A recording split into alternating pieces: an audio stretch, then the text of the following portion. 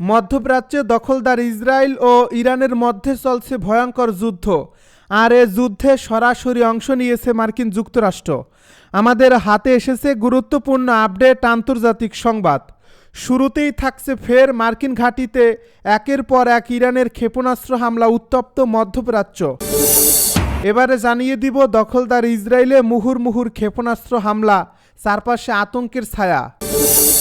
আরও থাকছে ইসরায়েলের সঙ্গে যুদ্ধে নিহত সাংবাদিকদের সংখ্যা জানালো ইরান।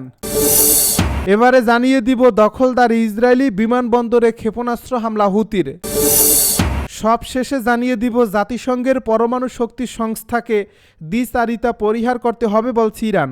এতক্ষণ শুনছিলেন আপডেট সংবাদের শিরোনাম, এবারে বিস্তারিত। তবে তার আগে অনুরোধ রইল ভিডিওটিতে একটি লাইক এবং কমেন্ট করে জানিয়ে দিন ভিডিও সম্পর্কে আপনার মূল্যবান মতামত।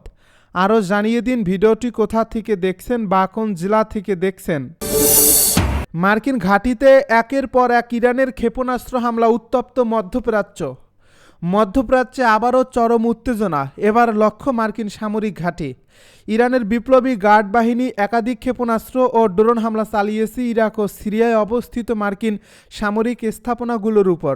এই হামলাগুলো এতটাই ঘন ঘন ও পরিকল্পিত ছিল যে মার্কিন সেনারা কার্যত অপ্রস্তুত অবস্থায় পড়ে যায়।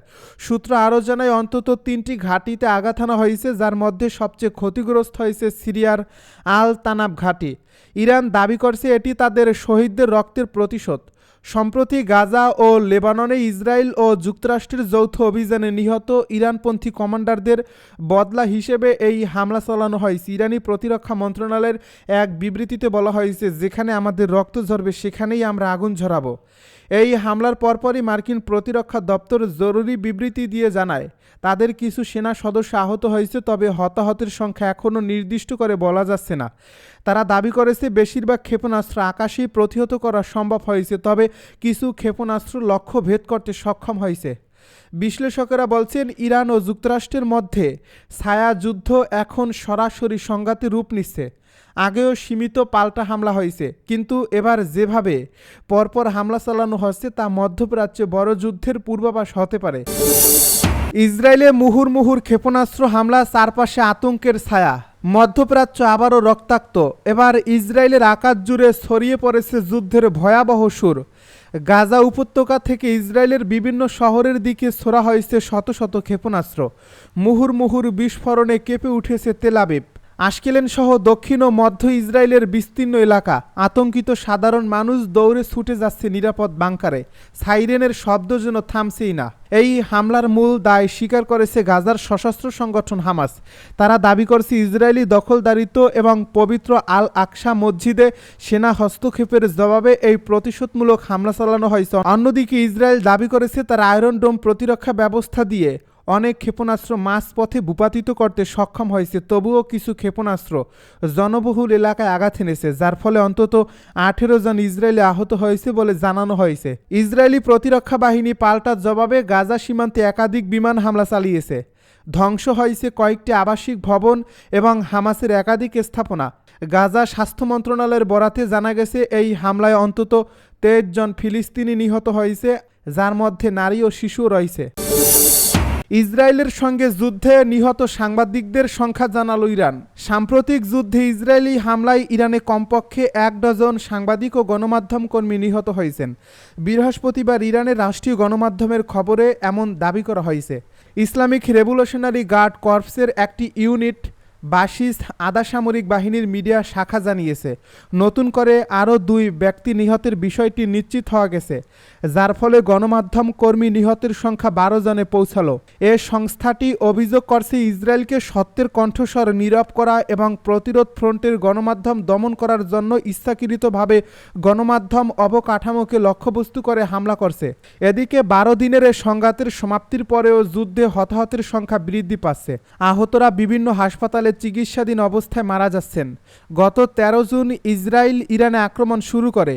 ইরানের সামরিক স্থাপনা, পারমাণবিক স্থাপনা এবং আবাসিক এলাকায় ভয়াবহ বোমা হামলা চালায় তারা। এ সংঘাতের সময় ইসরায়েল উত্তর তেহরানে ইরানের রাষ্ট্রীয় সম্প্রচার কমপ্লেক্সও আক্রমণ করেছিল। ইসরায়েলি অভিযানে ইরানের জ্যেষ্ঠ সামরিক কমান্ডার, পারমাণবিক বিজ্ঞানী এবং শত শত বেসামরিক ব্যক্তি নিহত হন। ইরানি কর্মকর্তাদের মতে বর্তমানে মোট মৃতের সংখ্যা 1060 জন। এবার ইসরায়েলি বিমানবন্দরে ক্ষেপণাস্ত্র হামলা হুতির।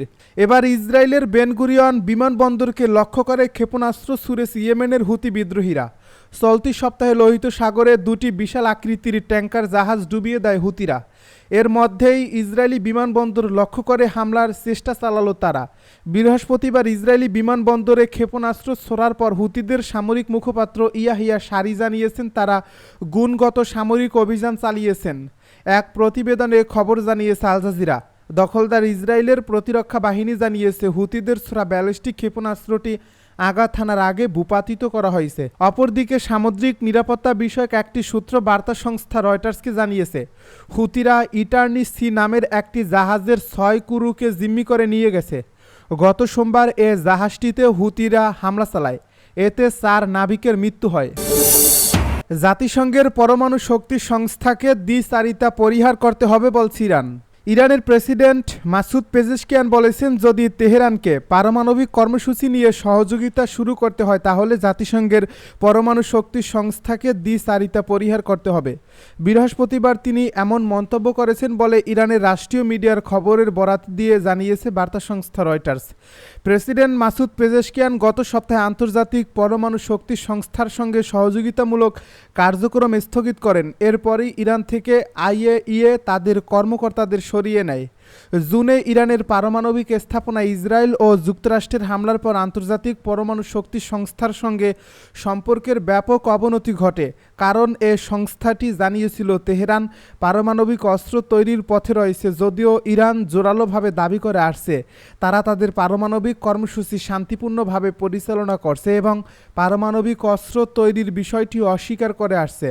ইউরোপিয়ান কাউন্সিলের প্রেসিডেন্ট অ্যান্তোনিও কস্তাকে টেলিফোনে মাসুদ পেজেশকিয়ান বলেন আইএইএর সঙ্গে ইরানের সম্পর্ক নির্ভর করছে পরমাণু নথির বিষয়ে তাদের দ্বিচারিতা পরিহারের উপর। তিনি আরও বলেন ইরানের বিরুদ্ধে আবারও কোনো আগ্রাসন হলে তার জবাব আরও অধিক ভয়াবহভাবে দেওয়া হবে। ইরানের দাবি ইসরায়েল ও মার্কিন হামলার বিষয়ে নিন্দা জানাতে আইএইএ ব্যর্থ হয়েছে এবং তাদের একটি রেজুলেশনই তেহরানে হামলার পথ প্রশস্ত করে দেয়। পেজেশকিয়ান বলেন পরিদর্শক প্রধান হিসেবে তাদের পর্যবেক্ষণ যদি ভুল তথ্য দেয় তাহলে আইএইএর কার্যক্ষমতা এবং সক্ষমতা নিয়ে প্রশ্ন আছে।